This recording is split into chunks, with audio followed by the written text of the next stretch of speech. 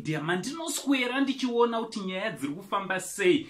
Tumadhuma naTatericius tatenda Senzo karigamba nditi chikomana sikana ichi chiri kuSweden so chiterera kana wangasati wasubscribe pa this channel, I kindly ask you to subscribe, turn on your notification bell zvakanakira kuti pega patinouploada ma videos you will be notified. Nhasi ndine energy yakawanda wazukuru, muri ndofunga muri ngozviona nditi ndichitoti maswera sei zviri kudi kwese kwamuri vazukuru vangu.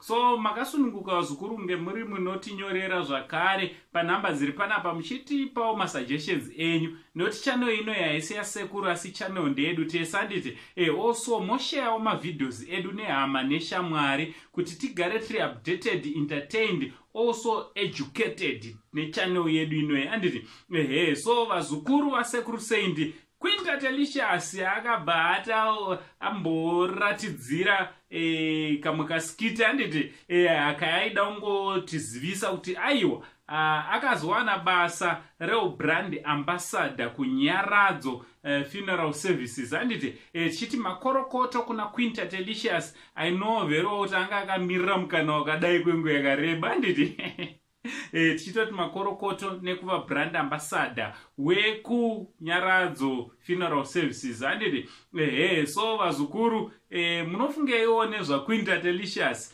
munofunga here kuti angopfuurira mberi semunhu apa basa so ave brand ambassador angopfuurira mberi nekutaura zvaanotaura nekutuka vanhu nekudidi kana kuti ambomhanyidzana neubrand ambassador kana kuti brand rake riri kutovakwa pamusoro pekutotuka nekutaura makuhwa kwaanenge achidako. Mhuri yacho neyedu yese ndeyemakuhwa. Une zvizukuru zvangu naTatericius zvavakuita vatovawo mashefu mumastreets imo vanditi so munofungei naTatericius neubrand ambassador waagadzwa nevenyaradzo. Paita bega pazukuru. Ngataura namakomenzi tichiti much love.